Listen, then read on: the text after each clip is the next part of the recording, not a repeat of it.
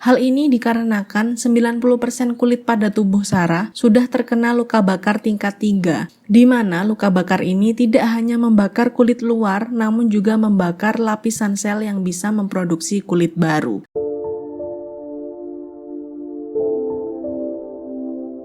Yellowstone adalah sebuah taman nasional yang ditemukan pada tahun 1860 di Amerika. Sebagian besar areanya terletak di Wyoming dan ada sebagian area yang terletak di Montana dan Idaho. Yellowstone terkenal akan keindahan alamnya. Ada gunung berapi di sana, bermacam-macam hewan yang jarang ditemui, dan ada beberapa danau indah yang menonjol akan keindahan warna-warninya. Di balik keindahannya, beberapa danau ini berbahaya karena air di dalamnya sangat panas dan bisa sampai mendekati suhu air mendidih. Tetapi ada banyak juga aliran sungai yang aman untuk tempat berenang karena airnya hangat, dan pemandian air panas inilah yang menarik banyak sekali pengunjung. Fenomena air panas ini terjadi karena air sungai dan air danau bersentuhan dengan magma dari gunung berapi yang mengalir di bawah tanah, sehingga ada beberapa area yang aman untuk manusia dan ada beberapa area yang berbahaya. Dan karena setiap tahun ada jutaan orang yang berkunjung ke sana, Yellowstone memperkerjakan ratusan orang yang bertugas untuk menjaga pengunjung agar tidak mendekati area sungai yang magmanya masih aktif dan menjaga mereka dari hewan-hewan buas yang terkadang masih berkeliaran. Sebagian besar yang diperkerjakan di Yellowstone adalah mahasiswa yang bekerja paruh waktu dan anak muda yang masih energik. Yellowstone juga menyediakan tempat tinggal untuk para pekerjanya yang letaknya ini dekat banget sama tempat rekreasi, agar memudahkan mereka dalam bekerja. Tempat tinggal ini juga sengaja disewakan dengan harga yang sangat murah untuk para pekerjanya, sehingga kebanyakan dari mereka memilih untuk tinggal di sana, termasuk seorang pekerja wanita yang bernama Sarah. Sarah Halfers adalah wanita berusia 20 tahun yang baru bekerja di Yellowstone, dan ia merupakan salah satu pekerja yang tinggal di dormitory. Hari itu di tahun 2000, Sarah yang sedang libur istirahat santai di kamarnya, dan ia mendengar pintunya diketuk pada siang hari. Ia membuka pintu dan ternyata di depan pintu sudah ada 5 orang pekerja lain yang juga sedang libur. Mereka bertanya kepada Sarah, apa Sarah mau ikut berenang di sungai bersama mereka? Dan Sarah yang waktu itu juga nggak lagi ngapa-ngapain memutuskan untuk ikut agar ia bisa menghilangkan kebosanan. Mereka yang bersemangat berganti baju renang dan menyiapkan beberapa snack untuk dinikmati bersama di Taman Nasional. Lalu begitu semuanya siap, mereka pergi menggunakan mobil ke area yang sudah mereka sepakati. Setelah memarkir mobil, mereka berjalan bersama melintasi hutan menuju area sungai yang bernama Failhole River yang aman untuk berenang. Sesampainya di sana, keenam muda-mudi ini bersenang-senang. Mereka berenang, main games, makan-makan, dan saking asiknya nih mereka sampai lupa waktu.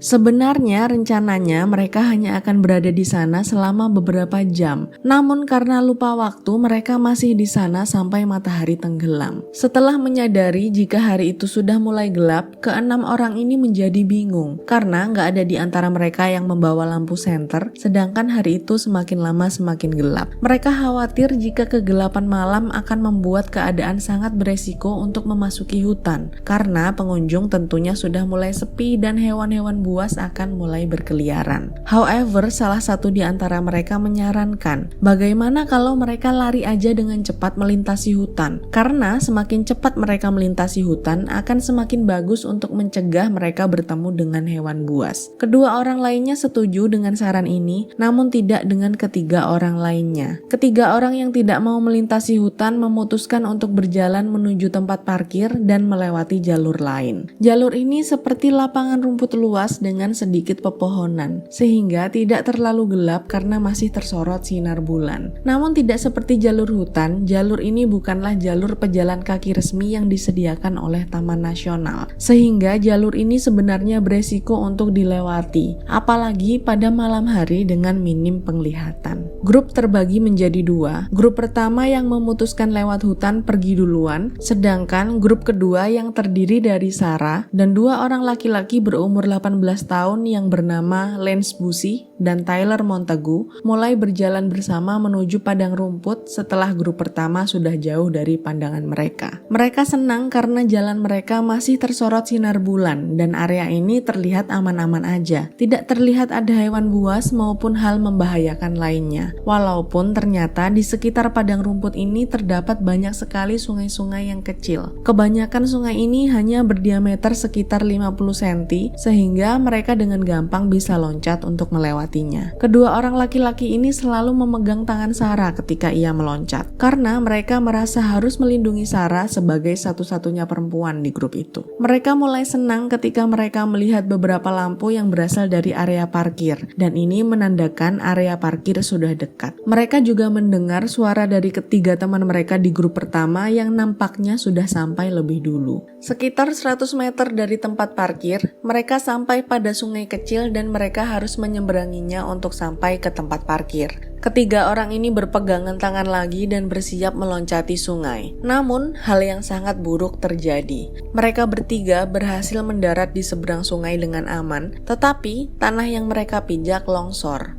Mereka bertiga jatuh ke sungai dan sungai itu ternyata adalah sungai berbahaya yang dilewati magma aktif dan suhu airnya bisa mencapai 86 derajat Celcius. Ketiga orang ini berteriak dengan kencang dan ketiga teman dari grup pertama yang sudah berada di tempat parkir segera berlari menyusul mereka. Mereka melihat Lance dan Tyler sedang berusaha memegang tangan Sarah yang tenggelam di dalam sungai. Dan walaupun sungai ini kelihatan kecil, tapi ternyata kedalamannya mencapai 3 meter, cukup dalam untuk bisa menenggelamkan Sarah. Beruntungnya Lance dan Tyler hanya masuk ke dalam air panas ini selama beberapa detik dan mereka berhasil keluar dengan cepat. Namun tidak dengan Sarah. Ia berada di dalam sungai itu cukup lama dan parahnya seluruh badannya termasuk kepalanya ikut terendam dalam air panas. Setelah Sarah berhasil dikeluarkan, mereka menggendongnya masuk ke dalam mobil dan tidak lama kemudian helikopter datang untuk membawa Sarah, Lance, dan Tyler menuju rumah sakit. Lance dan Tyler berhasil selamat walaupun banyak sekali luka bakar di tubuh mereka dan mereka harus menjalani banyak sekali operasi kulit. Di sisi lain sayangnya Sarah tidak bisa diselamatkan. Dia masih sadar ketika dibawa ke rumah sakit, namun dokter sudah mengetahui jika akan kecil sekali kemungkinan Sarah bisa selamat. Hal ini dikarenakan 90% kulit pada tubuh Sarah sudah terkena luka bakar tingkat 3, di mana luka bakar ini tidak hanya membakar kulit luar, namun juga membakar lapisan sel yang bisa memproduksi kulit baru. Sehingga satu-satunya jalan penyembuhannya adalah dengan melakukan prosedur cangkok kulit. Cangkok kulit adalah prosedur di mana pasien dioperasi untuk mengambil kulit yang sehat dan menempelkannya pada kulit yang rusak. Dan pada kasus Sarah, prosedur ini tidak bisa dilakukan karena hampir seluruh kulitnya sudah rusak. Sarah Halfers akhirnya meninggal dunia setelah 15 jam ia dilarikan ke rumah sakit. 1 tahun setelahnya, keluarga Lance menuntut pihak Taman Nasional karena tidak memasang tanda peringatan di dekat sungai yang berbahaya tadi. Namun gugatan mereka kalah di pengadilan karena memang ketiga orang inilah yang tidak melewati jalur resmi yang sudah ditentukan oleh pihak Taman Nasional Yellowstone.